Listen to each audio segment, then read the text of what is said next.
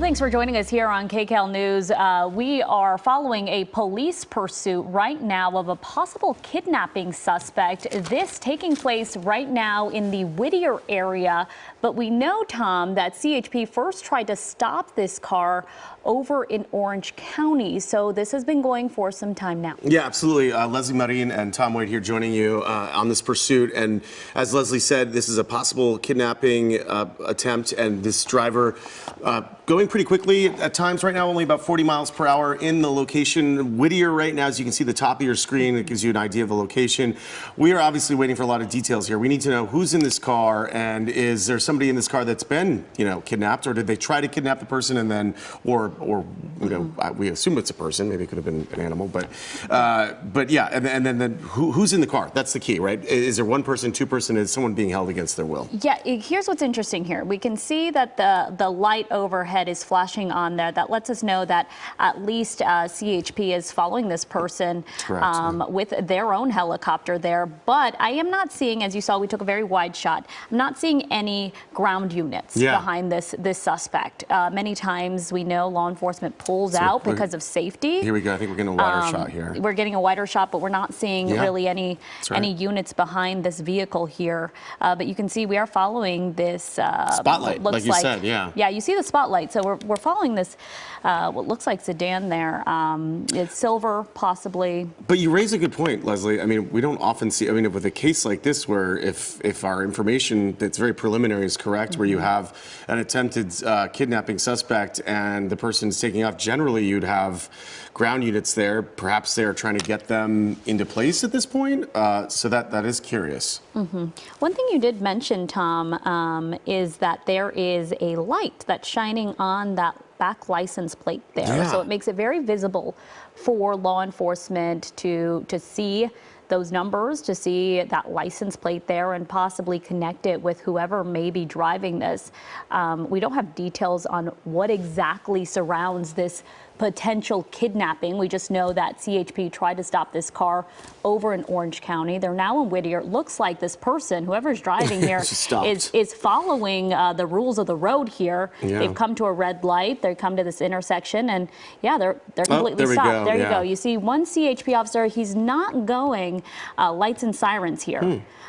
So you're wondering if two, no lights and sirens, but you wonder, are they just trying to back off because of safety issues, right? Keeping other people on the road safe here. But can't tell how many people are in this vehicle. The windows are very tinted, which also can be,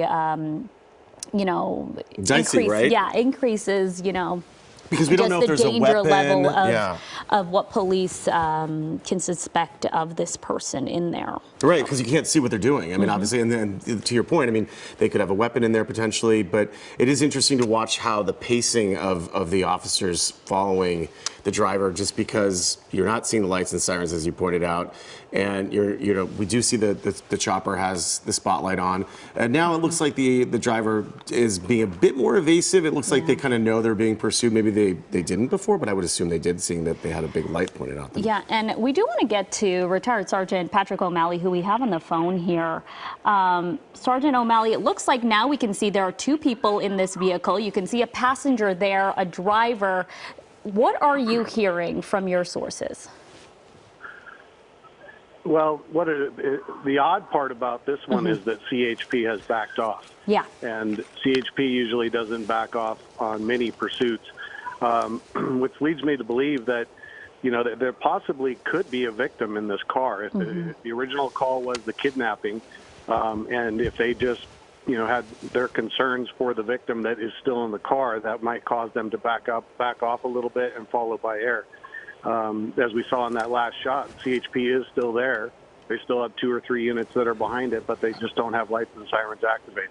So, and you make a very good point, Sergeant O'Malley. That's because we are seeing 2 people in that car. We don't know right now if both are considered suspects in this or if one is a victim, but we saw what looks like a passenger in that vehicle very clearly. Again, we can't see the back seat, very tinted windows here, but yeah, CHP looks like they have pulled off a bit in this case. What are the dangers to this potential victim? I mean, by pulling off, of course, they don't want to escalate the situation, right? Yeah, and that's the exact reason that they would be doing that. As you could see in that earlier shot, it was what appeared to be a younger female in the front passenger seat. She was clearly looking up in the air, looking up at the helicopters. So it's really hard to say at this point if she's, a victim, if she's an accomplice, or, if they have someone in the back seat, or if, it was just some type of call that somebody called in that it looked like they were trying to kidnap somebody. So I haven't heard anything in terms of the facts of the original call. But it's just worth noting that CHP is not right behind them with lights and sirens right now. It could also be, and good evening to you, Sergeant O'Malley, always good to talk to you. It could also be a domestic situation here as well, too, right? I mean, this could be a custodial situation. I mean, there's so many different scenarios here, but it could be a situation where these people could know each other, or they could be related. We don't know. There's so many outstanding details here, but the driver only going about 25 miles per hour right now. And then you also have to wonder if this car came all the way from Orange. Are they in a neighborhood that they know, right? I mean, that often happens where people go back to places that they're familiar with. It looks like that, really quick, Tom, it looks like this person actually shut off their headlights there. This is a very dark area, so we can still see their brake lights, but we can't see really what is happening here. We also want to be very careful considering this was a possible kidnapping situation. Sergeant O'Malley, I mean, do you think CHP will try to come up on this situation now that the vehicle was stopped? I would think so, unless we get information that they've completely terminated everything for, whatever reason they found out or information that they got. But, it's pretty clear now these people are just trying to hide out and see what happens next.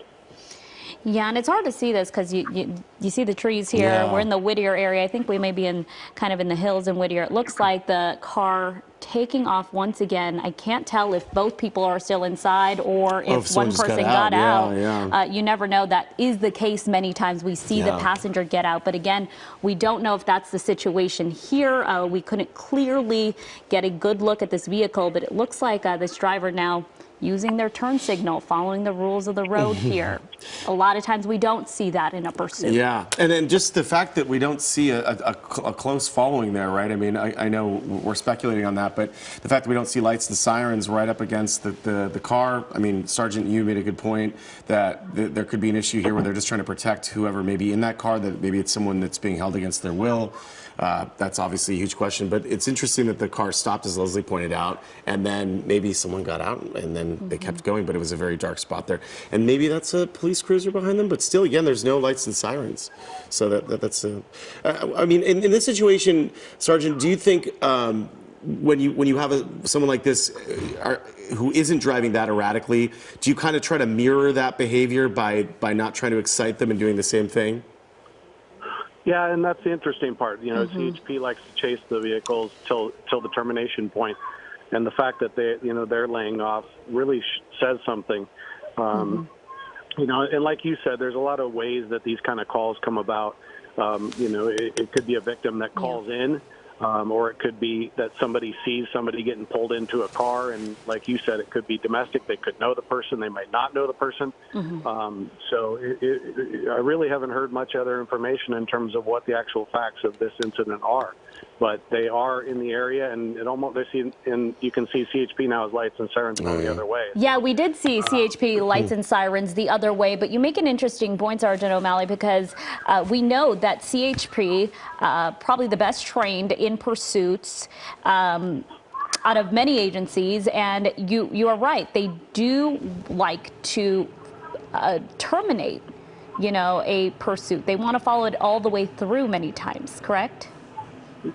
Yes, they are one of the main agencies in California in terms of the continuing pursuits. They use all their different tactics that they're trained in, and they're confident that they're going to end safely and with minimal risk to the suspects and the community. So it'd be interesting to hear what all the information is on this one. It appears that the suspects or the vehicle must know this area. They seem like they want to stay in this area. Looks like they got a cell phone there, maybe a GPS or something like that. Look, a couple of cell phones. Yeah, I saw that on the dash the entire time. I didn't know if it was almost like an Uber Right. That's what I was thinking too. So bright.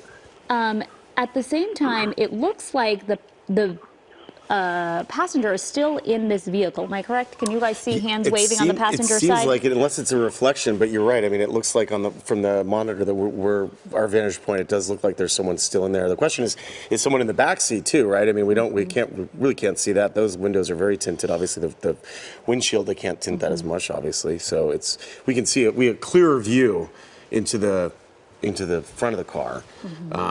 But yeah, and Sergeant, you pointed out as well, they do seem to be kind of sticking to this area, which does raise that question: are they trying to stay in a neighborhood that they know, and then how does this end? Do they eventually take off? But look, I mean, once again, they've stopped. They're kind of following the flow of traffic. So are they kind of they have to, you can see the reflection of the CHP spotlight there in their window, so they've got to know that they're being followed. But then their reaction to it is kind of interesting, right? Because they're not really actually behaving like they're trying to escape. They're behaving like they're just driving in traffic. Yeah, Sergeant, this is not normally what we see with suspects. Many times these people are doing whatever they can to get away, and this person following the rules of the road, using their turn signal at some point and stopping at red lights there. You just wonder if, It almost looks like the front tire might have been flat on the vehicle also. So I don't, what's going on behind the scenes. They still could be planning out some of their different tactics of spike strips or things like that. Or they could just be in a pure following mode, and they're just going to ride this out until the end and keep the air units up above and see how it goes. Well, it's interesting to me because obviously they're pursuing it. They're sort of pulling. It looked like they were pulling over there. What's interesting is because you have the car being driven obviously by this person who has to know that they're being followed. But if there's not a unit behind them with lights and sirens on, how does protocol work then? Because can't the driver theoretically say, "Well, I didn't know I was being pursued. There's no unit behind me demanding that I comply with pulling over. All I know is there's a spotlight on me." I mean, this is so odd because it's like we've seen authorities pull off of chases before, but then you don't generally see the spotlight staying on the vehicle.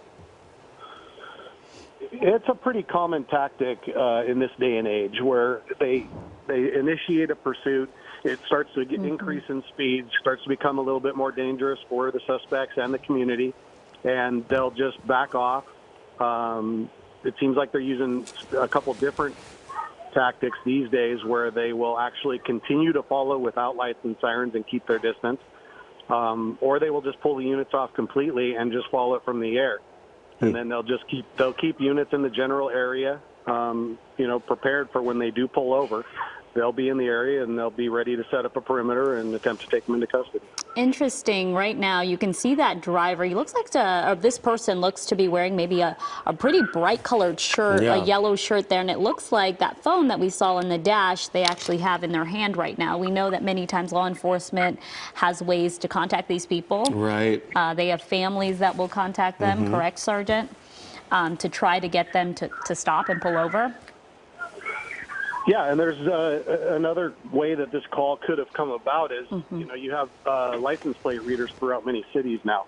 And so this car could also come back as a possible kidnapping vehicle based on the license plate. So, it could be something that happened, yesterday, last night, a couple days ago, and they picked up the vehicle for that reason. And then, the agencies that have initiated the pursuit and that are on the pursuit don't actually know all the facts of the original kidnapping, and that's what they're trying to get.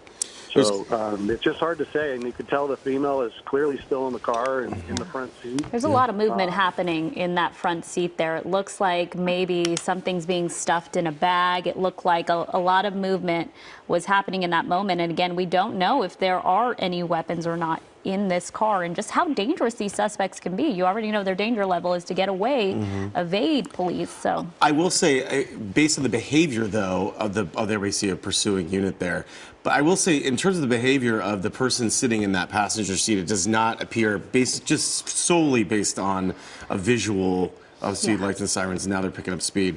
It did not appear that that person in the passenger seat was necessarily being held against their will. I mean, they could have been. We don't know. There could be a weapon pointed at them for all I know, but it is very difficult to tell. It wasn't as though the person was yanking on the door trying to get out of the car, so it's unclear if this person, I mean, again, we don't know, but I'm just basing this off of what I just saw. Looks like they were putting something in the bag. It seemed like a pretty calm demeanor there, but now we see, as you see the driver becoming more evasive, picking up speed here, going through intersections, riding the median right now that those lights and sirens are on. Yeah. Do you think that CHP will try to use a tactic now? Well, in that last intersection, I don't know if you saw that, but they went right through a red light and almost collided with that car. So if it gets to that point where now you're becoming dangerous to the community, you don't have the lights and sirens that are behind it to warn vehicles in the area, they may engage this pursuit again and get all of their units behind it. Yeah, they seem to be getting much more aggressive, and obviously the driver much more aggressive as well. We're seeing the, as you both pointed out, zooming through these intersections now, and the speeds, kind of a little bit manic now. It's going from, the 40s, 50s, 60s, 70s. The person's driving a little bit more erratically, changing lanes more quickly. Obviously, now there seems to be more of an urgency. We saw the lights and sirens now on in one of the units pursuing.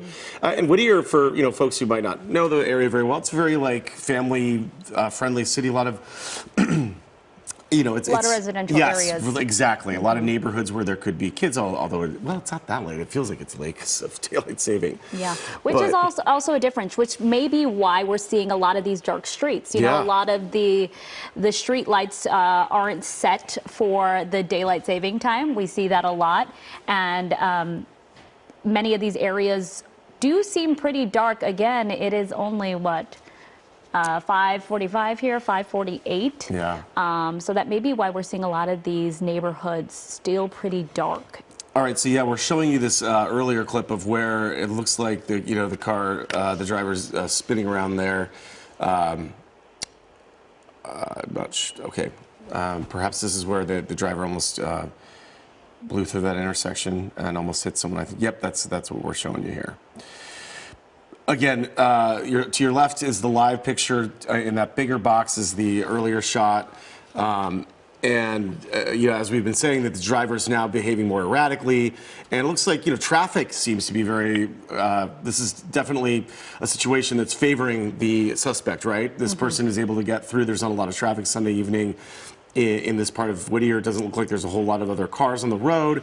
That's a good thing, probably. Potential of an accident maybe a bit lower, but 70 miles per hour certainly is way above the speed limit in this kind of location. Obviously, we're not even on a freeway. It's residential area. And Pat and Sergeant, what does that mean when this starts to happen? When they've been kind of taking a more hesitant approach, and now the driver's right there, blowing through. Yeah. Now what happens? Do they have to take a different position, different tactic? Yeah, they'll start notifying the surrounding agencies. It's been fortunate that the suspect has basically stayed in Whittier for a while. So Whittier PD, LA County Sheriffs, all the surrounding agencies are all well aware of the pursuit, which direction it's going. They'll try to get into certain intersections or on the sides of intersections with their lights to try to give, the traveling community a little bit of notice that this is coming. Yeah, now this is taking a turn, getting on the 605 there, I believe, going 605 south out of Whittier. We know that this driver came out of Orange County, so you wonder, are they heading back to their direction, or, traffic is going to be a problem for this driver now? Yeah, Sunday evening traffic can be a real bear, as we know, and any evening traffic can be. And look at this, Leslie. Now he's on the shoulder, it looks like. So that the actually, no, it's just in the HOV lane there. But certainly, wow, really close call there again. So we're seeing the driver take more chances now. We're seeing a lot more erratic driving, and now much more of a determination, it appears, on the behalf of the suspect to try to get out of the area. And also, it seems like there's more units on top of the suspect. Sergeant O'Malley, now that they're on the freeway here, will CHP take a less aggressive stance, given there's so much traffic in this area? No, they'll probably take a more aggressive stance. Because they know, yeah. This is where they like the pursuits. You know, they probably had it on the freeway coming up towards Whittier from Orange County. Got into, where you have stoplights, and they were driving real aggressive, and they just decided to back off for a little bit, let it calm down, and it worked. Now they're back on the freeway, and, this is their bread and butter. This is where they like it. They'll set up their different tactics, which might be spike strips or, shutting down on-ramps or off-ramps, and they'll take it, until the termination point now. Man, he is, or the driver, I don't know for sure it's a male. We think it might be, but that driver is definitely making some close calls there. Took a really, almost clipped that car as it was going back into the HOV lane, and now taking speeds of almost 9. Now we're crossing 90 miles per hour, getting closer to 100 miles per hour. So this driver taking many more chances, a lot more dangerous. And then when we started, this started out like with the driver, obeying traffic laws, stopping at stop signs, taking it slow at first, and then now blowing through intersections, blowing through red lights, getting on the freeway now. For those of you just joining us, we are watching a pursuit with Sergeant Patrick O'Malley. And this pursuit began in Orange County. The original call was for a possible attempted kidnapping.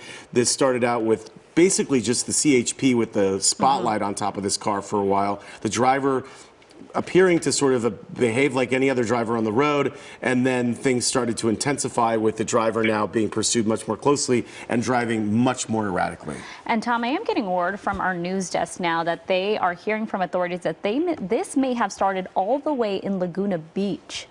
So may have started in Laguna Beach, went all the way up the freeway over to the Whittier area. We were in Whittier for, I would say,